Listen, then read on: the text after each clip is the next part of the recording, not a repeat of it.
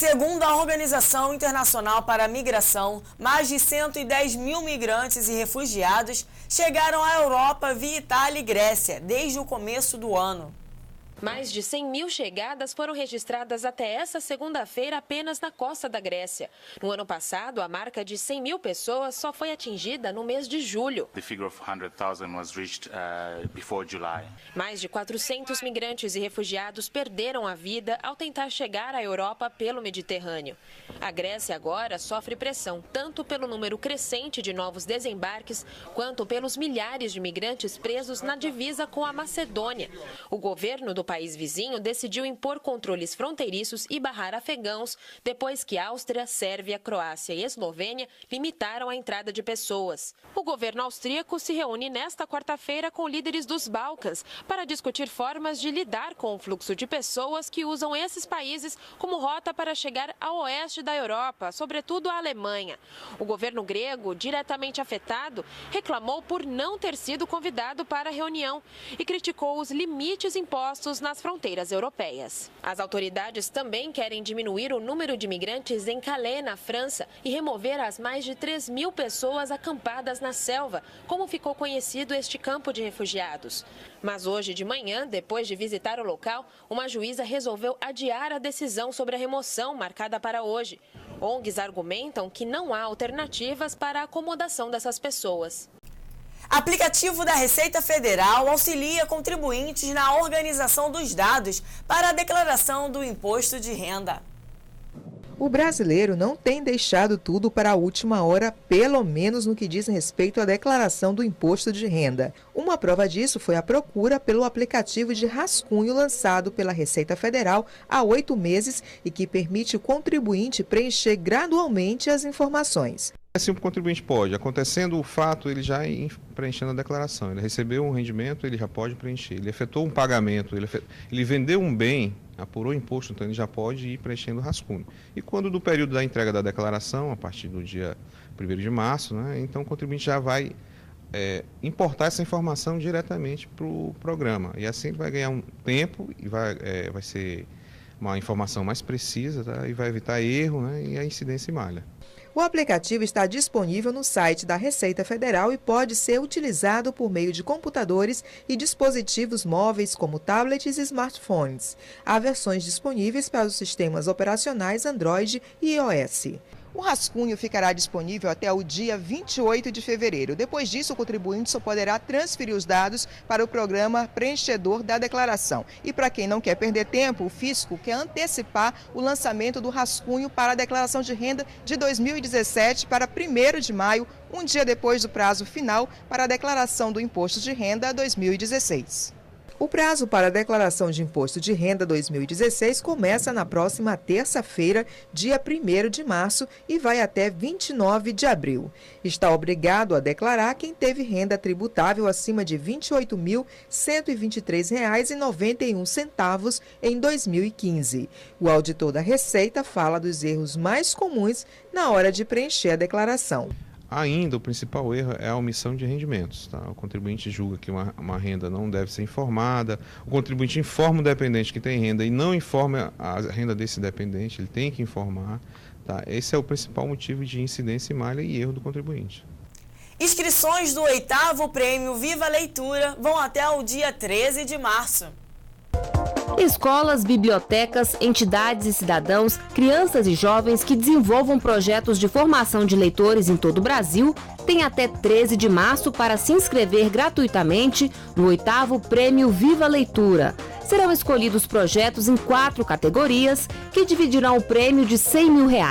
As inscrições podem ser feitas na página www.premiovivaleitura.org.br. Ontem, o Jornal Metropolitano falou sobre o projeto que tem como objetivo reduzir a superlotação dos presídios no Espírito Santo. E agora você vai ver a história do Igor da Silva, um exemplo dos detentos que trabalham dentro e fora das penitenciárias. De 25 anos. Fiquei 1 ano e 7 meses detido no fechado. Fiquei 1 ano no semiaberto. Graças a Deus, hoje eu estou onde eu estou, graças à visão da empresa, né? E graças ao meu mérito. A gente acredita que esse projeto pode ser uma válvula, né, para um novo, para a empresa, é uma mudança de paradigma e para essa pessoa é uma oportunidade de encontrar um novo, de se reencontrar no mercado, né, de fazer um outro trabalho junto à família. Atualmente, 215 empresas contratam a mão de obra de detentos aqui no Espírito Santo. Ao todo, são 2.536 presos trabalhando dentro e também fora dos presídios capixabas. O preso que trabalha, ele ganha de todas as formas, né? Em primeiro lugar, porque a cada 3 dias trabalhado é um dia menos de pena. Ele ocupa o tempo dele, ele não fica ocioso pensando em bobagem, pensando em fuga, pensando em motins, esse tipo de coisa. Então, ele tem uma vida produtiva. E depois que ele recebe o alvará de soltura, ele tem muito mais possibilidade de receber um emprego. A função do trabalho é permitir que aquela pessoa, aquele preso, se sinta orgulhoso dele mesmo, que as pessoas em volta dele, que usufruem do trabalho dele, reconheçam nele alguém socialmente útil, e isso permita que ele se orgulhe de ser quem é e de fazer o que faz, quando o que ele faz não é mais algo criminoso. E quem ele é, ele possa dizer para ele mesmo que eu não sou mais bandido. É esse resgate moral que o trabalho permite. A gente acha que tudo está acabado, mas na verdade nunca está, né? Sempre tem fase de crescimento, de fase que a gente pode reconstruir a nossa vida. Agora, minha visão só é trabalhar minha família. Há 3 anos, o Igor conquistou a liberdade e assim que saiu da prisão foi contratado pela empresa. Polícia Civil apresenta a conclusão do inquérito que investigou o rompimento da barragem da Samarco, em Mariana. Foram pedidos o indiciamento e a prisão preventiva de 7 pessoas. A polícia disse que todos os indiciamentos são por homicídio qualificado. As penas podem variar de 12 a 30 anos para cada uma das mortes. Os 7 ainda vão responder por mais 2 crimes: poluir a água potável e causar inundação. A área de atuação desses diretores, gerentes e coordenadores da Samarco, eles tinham na cadeia hierárquica da empresa o poder decisório de evitar e monitorar e realizar aquelas atividades para garantir a segurança da empresa. A causa do desastre, segundo a investigação, foi excesso de água, saturação de rejeitos e a deficiência do sistema de drenagem. Mais uma agravante foi a falha no monitoramento contínuo no nível de água. Tem uma carga de aproximadamente 45 metros depositado, que foi o alteamento da barragem, depositado sobre uma estrutura que se apresentava fofa e uma estrutura que ela era passível de se deslocar. A polícia afirma que o lançamento de rejeitos da Vale na barragem de Fundão, prática confirmada pela Samarco e pela própria Vale, será investigado em um segundo inquérito policial. Hoje nós vimos que não foi um acidente, que foi um crime, e nós esperamos, como deputados aqui, como membros da comissão, e vamos cobrar que esse crime seja punido. E agora vamos para o Rio 2016. Faltando pouco menos de 200 dias para os Jogos, atletas paralímpicos de diversas modalidades estão em busca de classificação.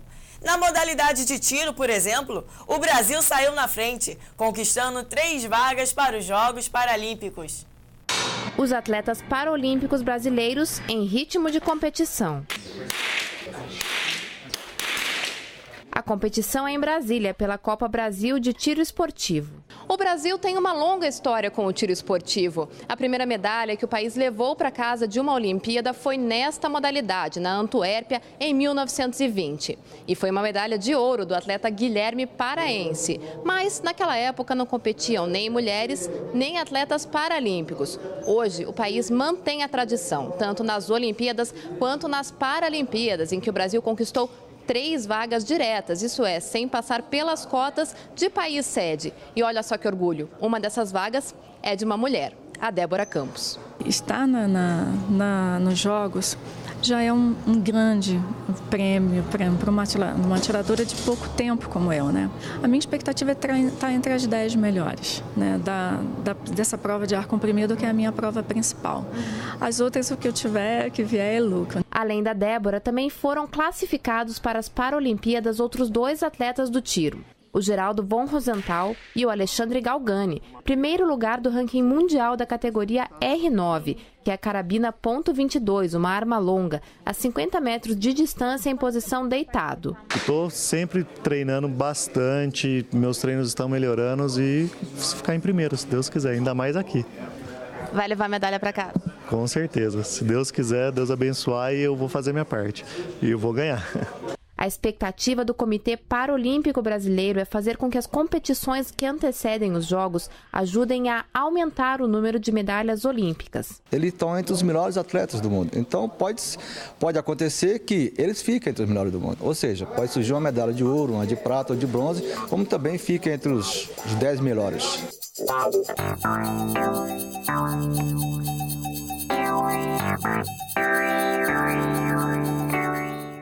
No Parque Olímpico da Barra, a arena de basquete já está pronta e os atletas Hortência, Janete e Marcel, antigos craques do esporte, foram conferir de perto a estrutura e aproveitaram para bater uma bolinha com os atletas paralímpicos.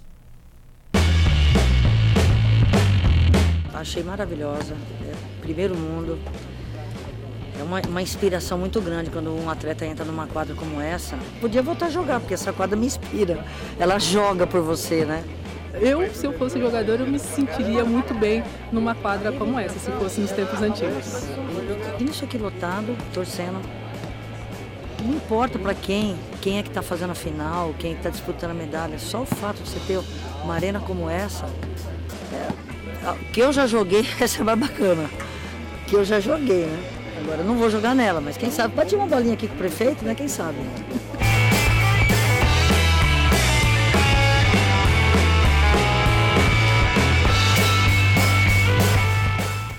O Jornal Metropolitano de hoje fica por aqui.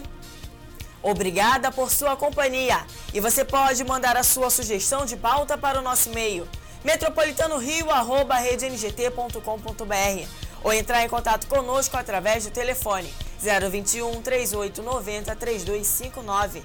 Fiquem agora com o NGT Notícias. Para você, uma ótima tarde e até amanhã.